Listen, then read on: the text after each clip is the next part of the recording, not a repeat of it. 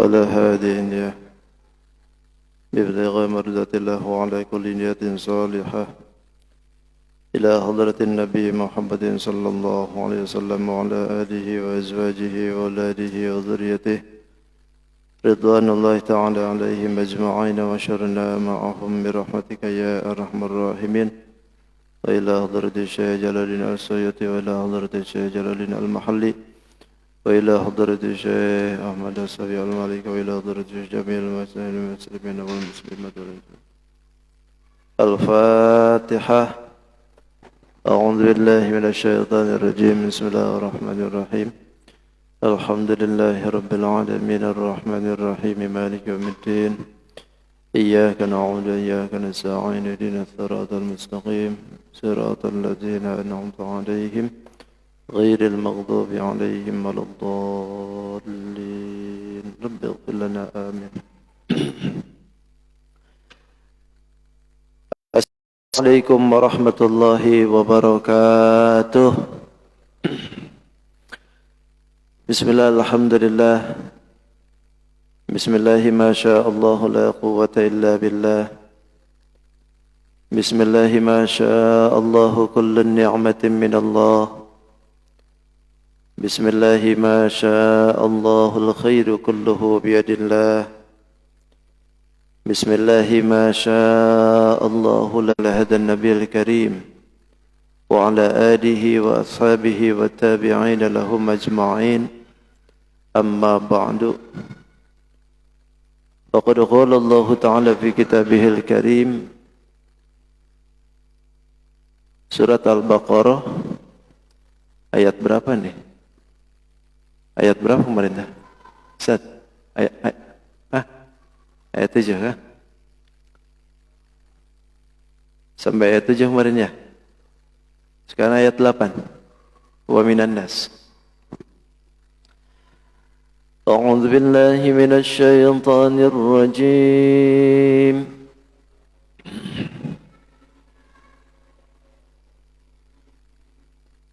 Bismillahirrahmanirrahim.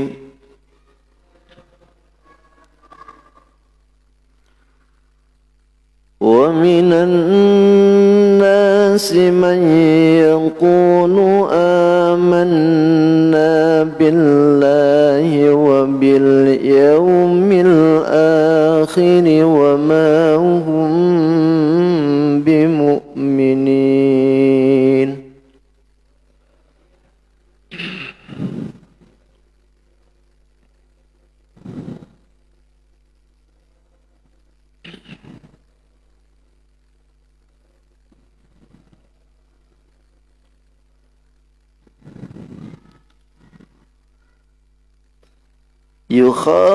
يخادعون الله والذين آمنوا وما يخدعون إلا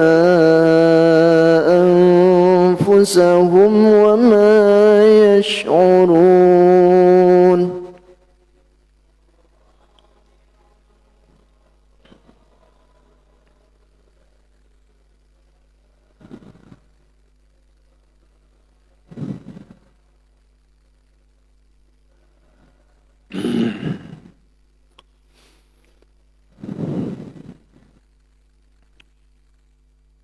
في قلوبهم مرض فزادهم الله مرضا.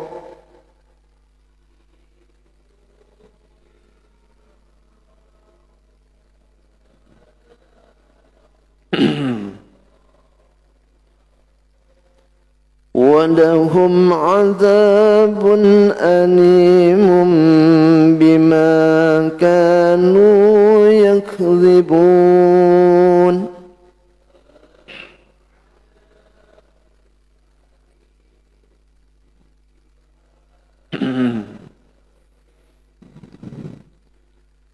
وإذا قيل لهم لا تفسدوا في الأرض قالوا إنما نحن مصلحون.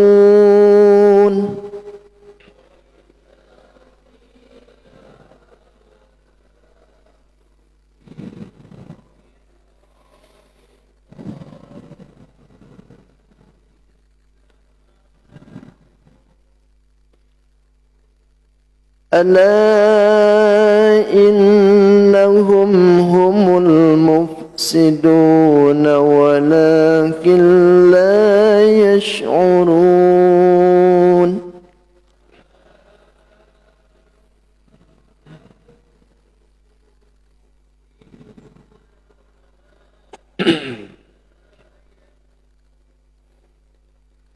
Sadaqallahul azim. Sadaqa Rasulullah Nabiyul Karim wa nahnu ala dhalika minasyahidin wasyakirin walhamdulillahi rabbil alamin.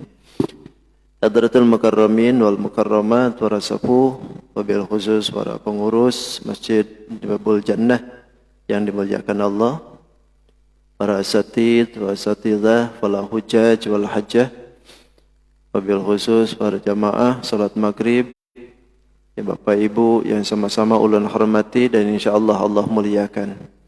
Alhamdulillah, kembali malam ini kita bersyukur kepada Allah karena Allah telah memberikan kesempatan kembali. Allah berikan ringan langkah, Allah berikan kesehatan, terlebih Allah berikan kita usia, berikan kesempatan guna bisa melaksanakan salat maghrib dengan berjamaah.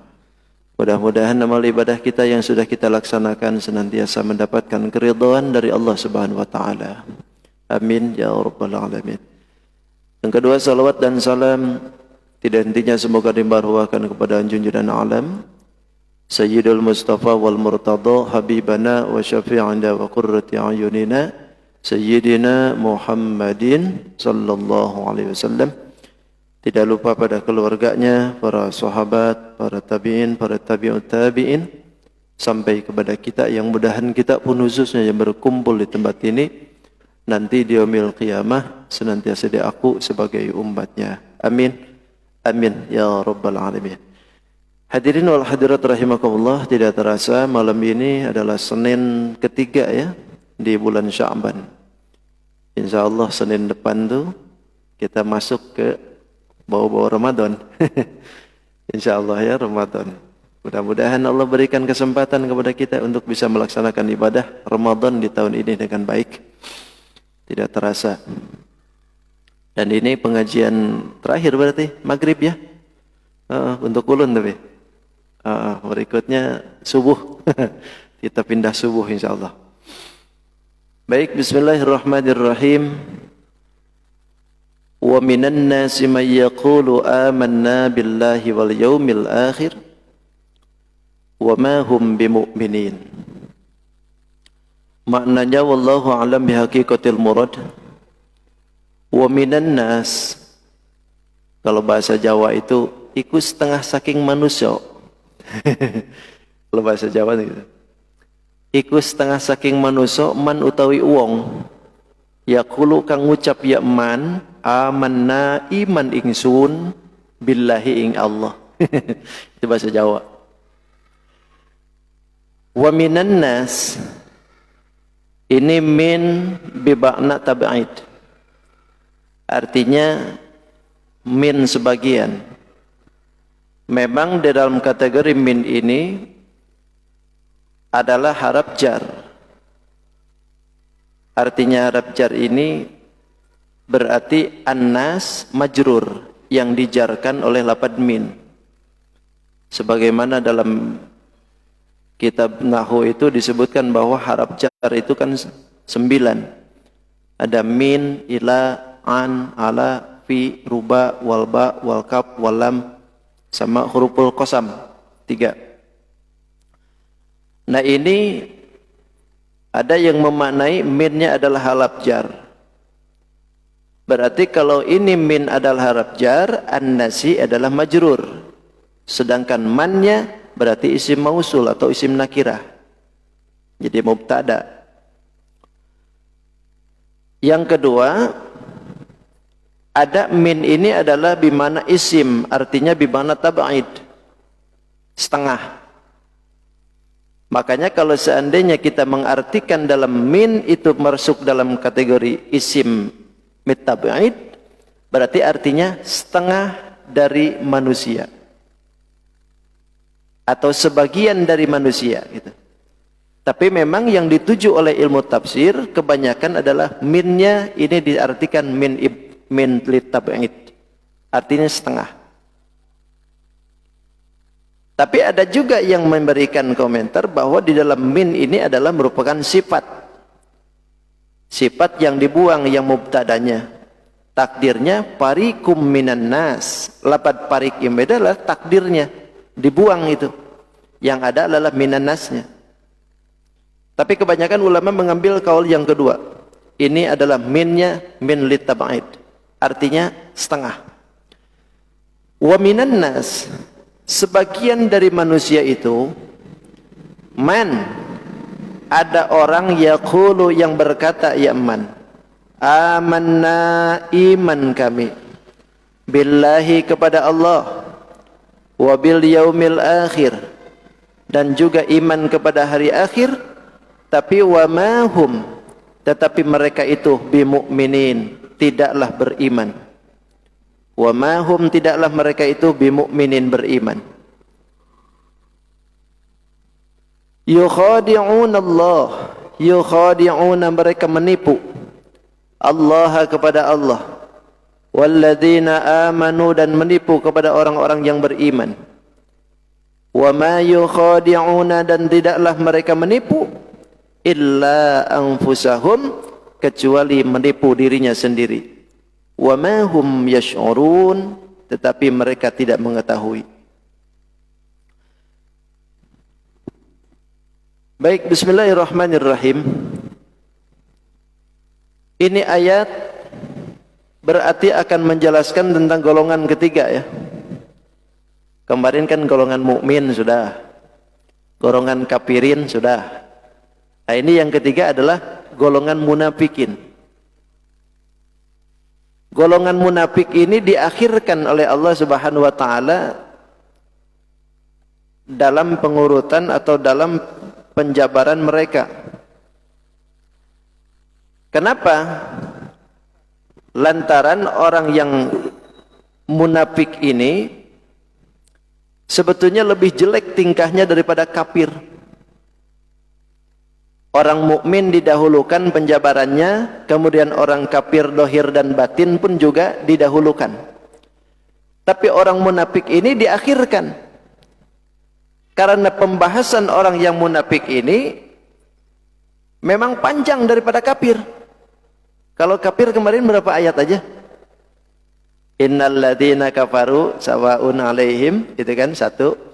Terus kemudian khatamallahu ala qulubihim wa ala zam'ihim wa ala absarihim ghishawah wa lahum adzabun adzim. 2 ayat aja.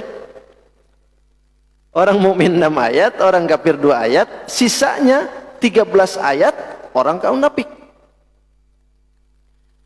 Jadi orang munafik ini memang diakhirkan oleh Allah dalam pengkisahannya karena memang lebih jelek, lebih berbahaya daripada kafir dohir batin. Karena orang yang munafik mendohirkan keimanan tapi menyembunyikan kekafiran. Kan ini bahaya.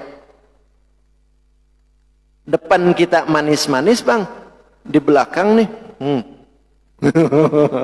itu, kalau di depan kita nih senyum-senyum manis-manis, ngomongnya pun melabiu sudah orang tapi begitu di belakang nyikat habis bang. Ini kan bahaya. Nah, makanya orang munafik di belakang kan ini pembahasannya. Bahkan ayatnya pun lebih banyak. 13 ayat itu dibahas oleh Allah Subhanahu wa taala. Kata Allah, wa minan nas, sebagian dari manusia itu ada yang berkata, man yaqulu, berkata dia, amanna billahi wa bil yaumil akhir. Dia berkata dalam perkataannya iman kepada Allah, iman kepada yaumil akhir, tapi wa ma hum bimu'minin, tetapi buktinya tidak beriman. Kalau ditanya masalah keimanan, jangan ditanya dah. Ilmu tauhid aja apal sih, Den. Pokoknya kalau kita berdebat itu kalah gitu. Gak tahu apa-apanya kita. Dia berkata tentang keimanan, dia berkata tentang masalah yaumil akhir, dia tahu tentang Nabi Muhammad, dia tahu. Tapi buktinya wa ma hum bimu'minin.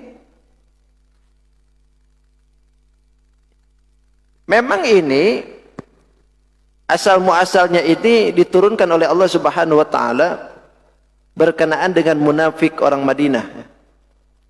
Karena memang Al-Baqarah kan suratul Madaniyah. Orang-orang yang munafikil Madaniyah ini karena memang sudah duluan ada di situ gitu. Bahkan yang tergolong munafikin ini kan ada dari golongan Yahudi juga. Nah mereka-mereka ini sebetulnya kalau ditanya dengan orang-orang yang iman, kalau bertemu dengan orang-orang yang sahabat, itu mereka itu selalu berkata bahwa kami iman dengan Nabi Muhammad. Tapi sejatinya mereka ini menyembunyikan itu. Kekafirannya tetap disembunyikan. Bahkan coba lihatin. Kelakuan macam seperti ini itu sebetulnya menipu diri sendiri. Mereka itu kan sengaja membolak-balikan keadaan. Seolah-olah mereka iman di depan orang mukmin, dia mengatakan iman dengan Nabi Muhammad, tapi sebetulnya tidak. Bahkan Allah sendiri menjelaskan yukhadi'un Allah. Mereka itu menipu Allah. Enggak tanggung yang ditipunya pun siapa. Yang ditipunya pun Allah. Walladzina amanu, dan juga orang yang ditipunya itu orang yang beriman pula.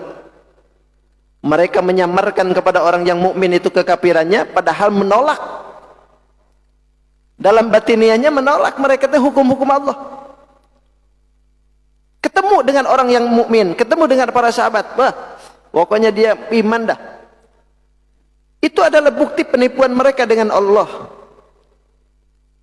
Padahal wa ma yukhadi'una, tidaklah mereka itu menipu illa anfusahum, kecuali mereka itu menipu dirinya sendiri.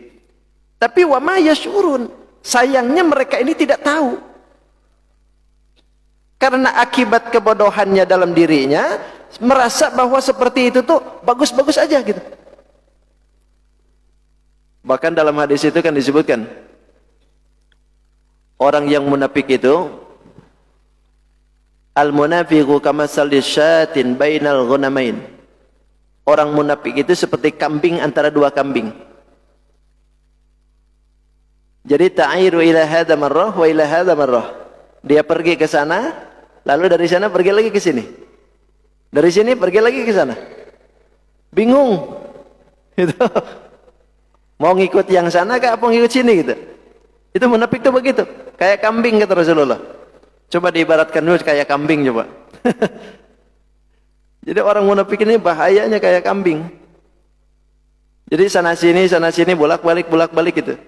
Kadang-kadang ke sana, kadang-kadang ke sini. Giliran di sana ada duitnya, ikut ke sana gitu. Sudah sisip duitnya, ikut ke sini. Itu munafik itu begitu. Pokoknya yang menurut dia itu enjoy, lakukan oleh dia. Dan perlu dipahami oleh kita. Ada kan munafik itu dalam hadis itu ada 3 ya ciri munafik itu. Ketika dia idza hadasa kadzaba. Terus wa idza wa'ada akhlafa. Wa idza tumina khana gitu kan. Itu adalah ciri orang yang munafik dalam hadis. Ketika dia berkata bohong. Ketika dia itu berjanji suka selaya. Ketika dia itu diamanahi suka khianat. Itu adalah ciri munafik. Akan tetapi cirinya munafik yang disebutkan di dalam hadis masih tergolong, ibaratnya masih tergolong kemunafikan yang zahir. Tapi ketika kemunafikan yang sudah disebutkan di dalam ayat Quran ini jauh lebih berbahaya ketimbang munafik yang disebutkan tadi. Karena kalau munafiknya yang sudah disebutkan di dalam Al-Quran, ini kekafirannya sudah melampaui batas. Makanya sebetulnya kalau munafik yang disebutkan di dalam Al-Quran, sebetulnya kafir-kafir juga. Bahkan lebih berbahaya. Makanya keterangan ulama menyebutkan bahwa wal kafiru zahiran wa batinan. Kafir yang dohir dengan dohirnya dengan batina itu sudah jelaslah. Kafir dohir batin sudah jelas. Akan tetapi ila annahum aswa'u halan minal kuffar. Tetapi kelakuan orang yang munafik ini jauh lebih jelek daripada orang kafir. Karena lebih berbahaya. Disebutnya pun kan musuh dalam selimut ya. Musuh dalam selimut. Satu kasur, satu selimut gitu. Tapi ternyata ini musuh. Kadang di pinggir kita, pang sholatnya.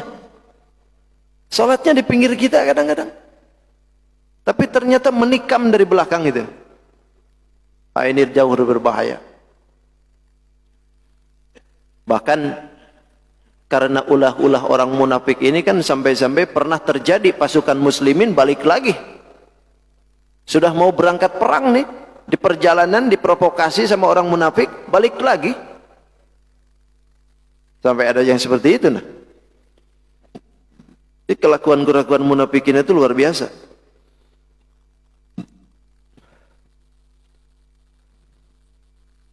Bahkan di dalam agama, in kana fid din summiya nifaqan wa khadi'atan wa mukran. Jika kemunafikan itu dilakukan di dalam masalah agama, ini disebutnya nifaq, bahkan wa khadi'atan, penipu, bahkan wa mukran, disebutnya pengkhianat.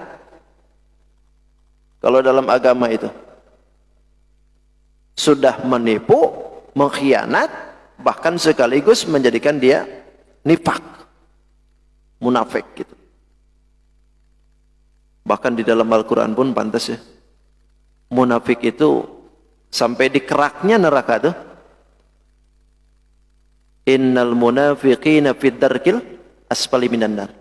Sesungguhnya orang munafik itu ditaruh oleh Allah fid darkil asfali minan nar, di keraknya neraka. Darkil itu kan paling bawah, aspal itu paling bawah, berarti keraknya, di keraknya neraka. Kenapa saking begitu dahsyatnya? Karena lebih berbahaya dari kafirin. Kalau kafirin ibaratnya masih mending, mungkin esok lusa bisa jadi dia masuk muslim. Kalau kafir. Tapi kalau orang munafik sudah kenal dengan Quran, sudah kenal dengan Nabi, sudah menjalankan hukum syariat, tapi kemunafikan dalam di hati tidak pernah dikontrol. Bahkan sudah bertemu dengan Nabi, sudah bicara dengan Nabi, bahkan ada yang ikut perang dengan Nabi. Kemunafikan itu begitu. Tapi ketika dia itu menyembunyikan kekafirannya dalam hatinya, walaupun sifatnya sudah bertemu dengan Nabi, tetap saja wahum la yu'minun, tidak beriman aja. Itu naudzubillah, summa naudzubillah. Makanya minta ke Allah kita jauhkan dari sifat munafik ya. Jauh munafik ya. Lain di bibir, lain di hati gitu kan.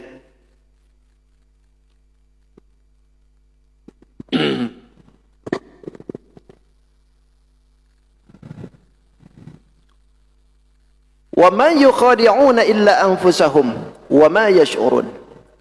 Tidaklah mereka itu menipu, yang dituju oleh mereka itu adalah penipu Allah sekaligus mengelabui orang-orang yang beriman, padahal sebetulnya nipu dirinya sendiri. Tidak menipu Allah. Kalau ibu masa Allah enggak ketipu sih? Orang mukmin mungkin bisa saja ketipu gitu. Tapi kalau Allah enggak bisa. Kalau Allah enggak mungkin bisa ketipu gitu. Tapi mereka berani seperti itu. Kenapa mereka ini berani macam seperti itu? Karena wa ma yash'urun, karena mereka tidak tahu sebetulnya. Bahkan golongan munafik ini kan salah satunya ada yang pernah membunuh khalifah segala. Bukankah Sayyidina Ali itu dibunuh oleh yang namanya Abdurrahman bil Mulzam At-Tamimi? Siapa dia? Dia ini orangnya hafal Quran. Bahkan ketika Khalifah Sayyidina Abu Bakar, dia ini pernah diutus oleh Abu Bakar jadi duta Quran ke Yaman. Ngajarin Quran di Yaman. Jadi dutanya. Berangkat ke Amerika. Jadi duta Quran gitu. Tapi lihatlah, apa yang dia hafalnya dalam dirinya ternyata jauh daripada apa yang diterangkan dalam Quran itu. Malah membunuh kan. Ini salah satu bukti bahwa kemunafikan itu jauh lebih berbahaya daripada kafirin. Bahkan ada yang lucu ya. Guru saya pernah mengisahkan tentang masalah ini itu. Bahwa dulu itu kan Nabi pernah menyebutkan itu. bahwa Yahudi terpecah menjadi 73. Nasrani juga demikian. Bahkan beliau mengisyaratkan bahwa umatku itu akan terpecah pula menjadi sama dengan Yahudi itu. 23 juga. Nah, sewaktu baginda Nabi itu masih ada, enggak kelihatan tuh. Tapi begitu pergantian khalifah, Sayyidina Abu Bakar diganti dengan Sayyidina Umar. Sayyidina Umar dibunuh. Nah, mulailah goncang. Permasalahan makin meruncing. Sampai pada akhirnya Sayyidina Umar dibunuh. Digantikan dengan khalifah yang ditunjuk oleh Sayyidina Umar, yaitu Sayyidina Utsman. Sayyidina Utsman pun ternyata tidak selesai masalah. Dibunuh pula Sayyidina Utsman. Begitu Sayyidina Utsman itu tidak ada, digantikan khalifah yang keempat, Sayyidina Ali karamallahu wajhah. Ternyata di dalam prosesnya ini, Sayyidina Ali tidak mengungkap siapa pembunuh Sayyidina Utsman. Nah, ketidakmengungkapkannya apa yang diterbunuh itu, Sayyidina Ali dianggap bahwa sekongkol dengan Sayyidina Utsman, dengan pembunuh Sayyidina Utsman. Sampai pada akhirnya Sayyidina Ali pun dibunuh pula. Dan ternyata waktu pembagian ghanimah, baginda Rasul masih ada nih. Waktu ada pergantian ghanimah waktu itu, dibagikan oleh baginda Rasul ghanimah, rampasan perang itu kan. Nah, ketika itu Rasulullah membagikan itu tidak biasanya. Kalau biasanya kan dibagikan itu rata, setiap orang yang ikut itu dikasih rata. Nah, ini enggak. Ghanimah itu dikasihkan oleh Rasulullah itu kepada orang-orang Quraisy, orang-orang Makkah. Bahkan kebanyakan orang-orang yang kaya raya. Kalau sahabat yang utama, sahabat yang selalu tahu akan karakter Rasulullah, tahu pasti ada maksud ini. Makanya uskut semua, diam. Tapi ternyata ada orang yang sekonyong-konyong ngacung di hadapan Rasulullah, nunjuk-nunjuk ke Rasulullah bahwa kalau kata dia, Rasulullah kalau begitu enggak adil. Ditunjuk Rasulullah enggak adil. Kata Rasulullah, kalau memang aku tidak bisa adil, lantas siapa lagi yang akan bisa adil? Kalau Rasul saja ditunjuk tidak bisa adil, lantas siapa yang bisa adil? Itu sahabat, Pak, ketika melihat orang itu geram tuh, apalagi Sayyidina Umar. Izinkan ya Rasulullah, aku tepas lehernya, katanya. Jangan, kata Rasulullah, jangan. Biarkan dia pergi. Sampai nunjuk-nunjuk ke Rasulullah tuh. Coba, makanya jangan heran kalau sekarang ada kiai ditunjuk-tunjuk macam begitu. Lo dari zamannya juga begitu. Ada yang berani macam begitu. Begitu sudah berangkat dia pergi dari hadapan Rasulullah, apa yang dikatakan oleh Rasulullah? Wahai sahabatku, saksikanlah bahwa nanti dari orang inilah, dari surang sulbi orang inilah akan keluar mereka. Golongan dari mereka inilah hafalan Quran, orangnya ahli tahajud, ahli puasa, tapi mereka itu semuaan sampai di tenggorokannya saja, tidak sampai hati. Siapa yang nunjuk-nunjuk itu? Tidak lain adalah At-Tamimi. Namanya At-Tamimi. Bahkan di dalam Bugyatul Murtasyidin itu disebutkan, orangnya itu cirinya itu botak. Orangnya botak, jenggotnya panjang, celana cingkrang. Gitu. Tapi bukan berarti ya, bukan berarti nanti ada yang begitu, wah ini nih kayak Ustaz Ahmad nih. Bukan itu. Itu mungkin ada sama saja. Nah, ternyata begitu sudah berjalan waktu, apa yang disebutkan oleh Rasulullah ini benar terbukti. Turun. Ternyata begitu Sayyidina Ali naik tahta, dibunuh. Oleh siapa? Abdurrahman bin Mulzam. Abdurrahman putra Mulzam, Mulzam putra At-Tamimi. Siapa? Yang menunjuk-nunjuk Rasul tadi itu. Jadi yang disebutkan oleh Rasulullah ini ternyata kebuktian tuh. Abdurrahman bin Mulzam ini orangnya hafal Quran, ahli tahajud, puasa tiap hari, jidatnya pun gitu. Tapi lihat yang dilakukan. Ini salah satu bukti bahwa kemunafikan itu jauh lebih berbahaya daripada kafir. Kalau kafir masih ada yang kafir muahid, kafir yang mengambil perjanjian dengan kita, kan? Ada kafir yang minta perlindungan dengan kita. Nah, kalau misalkan kafir yang memusuhi, jelas kafir harabi, itu gampang saja. Kita perang itu kan. Tapi kalau ini sama-sama dengan kita, bahkan bisa jadi masuk masjid, keluar masjid, hafal Quran. Makanya kemunafikan ini jauh lebih berbahaya. Bahkan lucunya lagi, Sayyidina Ali itu bukan tidak tahu sebetulnya.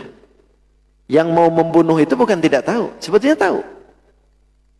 Ketika peperangan Jamal itu terjadi, kan sempat perang Jamal antara kubu Muawiyah dengan kubu Sayyidina Ali, perang. Kalau kita sebagai ahli sunnah wal jamaah, kita mengiktikadkan bahwa yang gugur dalam kedua kubu itu syahid semuaan. Karena memang banyak sahabat utama juga. Syahid kita. Uskut antara permasalahan dua sahabat yang utama ini, kita diam. Nggak usah mengkafirkan satu sama lain. Itu sepakat para ulama. Cuman ada yang lucu pada waktu itu. Ada beberapa orang yang ditawan oleh pihak Sayyidina Ali. Kan kalau seandainya orang yang ditawan, itu biasanya kalau jelas permasalahan yang salahnya, itu biasanya dihukum, dikesos, atau barangkali dipintain pertukaran. Biasanya kan seperti itu. Boleh dijaminkan. Tapi ada seorang yang dilepaskan oleh Sayyidina Ali. Kata Sayyidina Ali, lepasin orang ini. Lepasin. Oh, kata sahabat yang lain, jangan. Ini orang berbahaya. Justru orang inilah yang berbahaya itu. Walaupun dia ini hafal Quran, tahu. Kata Sayyidina Ali, ya aku tahu. Tapi lepaskan orang ini. Begitu sudah dilepasin, Sayyidina Ali ngomong, taulah engkau, kenapa aku lepaskan orang itu? Tidak tahu apa yang terjadi. Kata Sayyidina Ali, nanti berkat orang inilah aku akan mendapatkan kesyahidan. Coba. Jadi karena orang inilah aku akan mendapatkan kesyahidan. Jadi Sayyidina Ali sudah tahu bahwa yang akan membunuh itu adalah orang itu. Bah, kalau kita tahu orang yang membunuh, sikat duluan kan. Tapi Sayyidina Ali tidak. Itu Sayyidina Ali tidak. Bahkan itu sudah disebutkan oleh Rasulullah.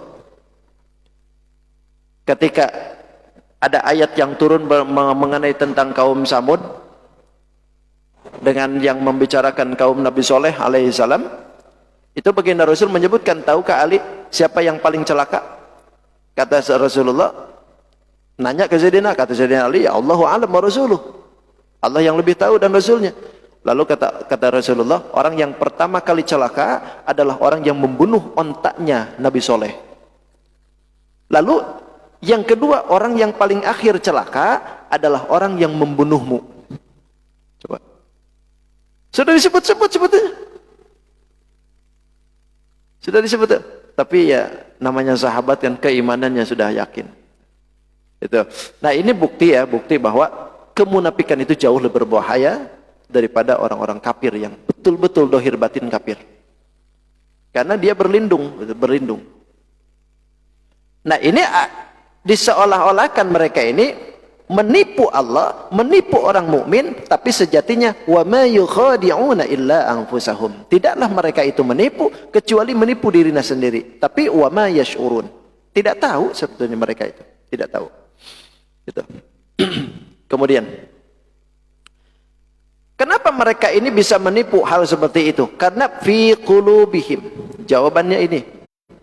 Fi qulubihim maradun fazadahumullahu marada wa lahum 'adzabun alimun bima kanu yakdzibun. Fi qulubihim, di dalam hati mereka itu maradun, ada penyakit. Bahkan fazadahumullah, Allah tambahin penyakitnya itu marada. Tambahin terus penyakitnya. Walahum, dan bagi mereka azabun, siksa, alimun, yang menyakitkan. Bima kanu, disebabkan dengan adanya mereka yakdzibun, suka membohongkan. Alasan mereka ini selalu menipu dalam karakter seperti itu. Kenapa? Karena fi qulubihim marad. Dalam hatinya ada penyakit. Ada penyakit gitu. Sehingga timbul dalam dirinya itu sifat keraguan, sifat nafik gitu. Itu kan penyakit. Dalam hati itu kan ada 3. Ada qalbun sahih, ada qalbun marid, ada qalbun mayit. Kalau qalbun sahih, ini bagus. Qalbunnya sehat, hatinya jernih, timbulnya ikhlas. Bahkan kemurniannya pun keluar, ketauhidannya pun manteng. Ini qalbun sahih. Bagus. Bahkan kita menginginkan satu ini. Yang bahaya itu 2. Qalbun marid dengan qalbun mayit. Hati yang ada penyakit sekaligus hatinya mati. Ini bahaya. Kenapa mereka ini disebutkan fi qulubihim marad? Bahkan fazadahumullah. Mereka selalu tambah penyakitnya itu. Lantaran ketika turun ayat, itu penyakit makin jadi. Orang munafik itu kalau ada turun ayat, malah makin jadi itu kemunafikannya itu.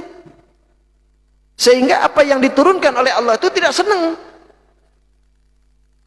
Ketidaksenangan mereka dengan apa yang diturunkan oleh Allah malah mendadak nih. Hatinya makin kotor. Hatinya makin kotor terus-terusan. Jangankan gitu dah. Orang mukmin itu orang mukmin nih. Jangankan orang munafik. Kalau munafik itu hatinya memang sudah kotor ya. Orang mukmin aja ketika melakukan perbuatan dosa kan, idza aznaba, ketika dia melakukan perbuatan dosa, nuktat saudaun, maka Allah titikin titik hitam 1. 1 kali dosa titik hitam. 2 kali titik hitam. 3 kali titik hitam. Terus saja. Setiap kali membuat perlakuan dosa, titik hitam dalam hati dititikin tuh. Bayangkan 1 hari, 2 hari, 3 hari, 4 hari, 5 hari, 7 hari. Kalau seandainya itu dosa masih kita ini tidak ditaubati, tidak dibersihkan, itu titik pasti akan menjadi gede. Makanya pantas hati itu hitam. Hatinya hitam. Karena titiknya gak banyak. 1 hari titik 1 dosa, titik 2 dosa, titik 3 dosa, titik 4 dosa, titik terus saja. Bayangkan setiap hari 24 jam. Dosanya berhenti-berhenti itu tidur aja. Itu pun sebelum tidur ngomongin orang dulu. Ini kan titik-titik terus tuh. Dalam hati kalau seandainya dititikin terus-menerus tidak dibersihkan oleh kita, maka ini hati akan lama-lama menjadi berkarat. Disebutnya ron dalam bahasa Jawa. Bal rona ala qulubihim ma kanu yaksibun. Ron itu adalah satu karat yang melekat di dalam hati yang susah untuk diobati.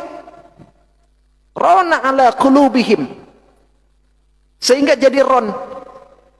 Kalau dalam mesin mobil itu olinya sudah kotor, Bang. Jadi kalau oli sudah kotor itu mendadak nanti jadi api yang keluar. Bisa jadi kebakaran mobil tuh. Begitu jadikan hati kita. Kalau seandainya hati itu sudah kotor, nanti lama-kelamaan akan timbulnya membakar melulu. Timbulnya emosi, timbulnya karakter-karakter yang rasionalnya sudah tidak ada, bahkan bisa menjurus kepada pembunuhan. Kenapa? Lantaran hatinya sudah tertutup. Itu ron disebutnya itu. Makanya minta ke Allah kita ini dibersihkan hati itu. Minta bersih. Jangan sampai hati kita ini tertutup dengan noda. Karena kalau sudah hati tertutup dengan noda, qaswatul qalbi la yaqbalul mawaiz. Kerasnya hati itu sulit untuk menerima petuah agama. Nasihat nggak bakalan masuk. Siapapun yang ngasih nasihat sekelas aulia yang tenar sekalipun, sekelas yang menyampaikan adalah mubalik nasional sekalipun, datang ke situ cuman manut-manut aja, giliran di belakang dah gini aja, kalau gini di sini juga banyak, paling begitu ngomongnya. Itu gara-gara ron, hatinya sudah tertutup kotor. Ini kolbun marid. Yang lebih berbahaya itu kolbun mayit, hatinya sudah mati. Kalau kolbun mayit jauh lebih berbahaya daripada kolbun marid. Kalau kolbun penyakit masih ada, mau ke masjid. Tapi yang berbahaya itu kolbun mayit, mati hatinya. Kalau mati hati, jangankan jauh dengan masjid, pinggir masjid aja gak bakalan masuk. Tiap hari hayya ala sholah, tiap subuh as-salatu khairum minan naum, tetap aja selimut lebih baik daripada sholat. Itu akibat daripada kolbun mayit, hatinya mati. Dalam pengumuman innalillahi wa inna ilaihi raji'un, telah meninggal dunia, padahal temannya yang meninggal. Paling ngomongnya, untung teman saya, bukan saya. Pokoknya nggak ada sedikit pun gitu. Lusa besok mungkin akan dia yang mendapatkan itu nggak ada pemikiran ke situ. Pokoknya blos saja situ. Dalam ibadah, dalam dirinya pokoknya saya nggak ibadah, nggak sholat, nggak puasa gitu. Pokoknya los saja gitu. Seolah-olah dia ini nggak bakalan mati gitu. Seolah-olah nggak bakalan dipanggil. Nah, ketika mendapatkan dirinya seperti itu, berarti itu hati sudah hati mayit. Mati dia. Hatinya sudah mati. Naudzubillah summa naudzubillah. Nah, itu kalau sudah macam seperti itu, berarti walahum adzabun alimum bima kanu yaksibun. Akibatnya ya adzabun alim, siksa yang sangat keras gitu. Bahkan bima kanu yaksibun, dengan apa yang mereka bohongkan itu. Sebetulnya itu membohongkan ayat Allah, ya. Dan ini tentu jadi apa? Jadi pemikiran kita ya. Karena sejatinya lingkungan munafik ini seolah-olah sudah mengenal Islam gitu. Semuaan kadang-kadang di lingkungan kita suka masuk masjid sama-sama dengan kita, puasa dengan kita. Jadi jauh lebih berbahaya tuh. Jadi intinya tidak kelihatan lah, tidak kelihatan. Tinggal kitanya aja. Kitanya menanyai diri, mewaspadai hati agar tidak terjerumus dengan kemunafikan itu. Itu. Kalau seandainya sudah terjerumus dengan kemunafikan, berarti hati kita kotor. Dan hati kalau sudah kotor, suatu saat akan terus bertambah menjadi kotor. Tidak senang dengan kebaikan, gitu. Tidak senang dengan orang yang bagus, gitu. Tidak rela orang itu naik, tidak rela namanya itu melambung. Itu kemunafikan itu begitu. Pokoknya susah dah hidupnya itu susah. Itu ya. Cukup sudah isa kah? Alhamdulillahirabbil alamin. Insyaallah kita ketemu lagi, kita lanjutkan lagi pembahasan orang munafik. Masih belum selesai, 13 ayat. Baru berapa nih? Baru 2 ayat. 2 ayat. Shadaqallahul azim wa shadaqa rasuluhun nabiyul karim wa nahnu ala dzalika minasyahidin wasyakirin walhamdulillahi rabbil alamin. Allahumma shalli wa sallim ala sayyidina rasulillahi ajma'in. Bismillahirrahmanirrahim. Wassalatu wassalamu ala asyrafil anbiya'i wal mursalin sayyidina wa maulana Muhammadil amin. Allahumma rabbi anfa'na bima 'allamtana. Rabbi 'allimna alladhi yanfa'una. Rabbi faqihna wa faqih ahlana. وقربت لنا في ديننا توسلنا بتعلم أن ترزقنا الواسع وأن ترزق الآمنة ربنا آتنا في الدنيا حسنة وفي الآخرة حسنة وقنا عذاب النار والحمد لله رب العالمين تقبل الله منكم سبحانك اللهم وبحمدك أشهد أن لا إله إلا أنت أستغفرك وأتوب إليك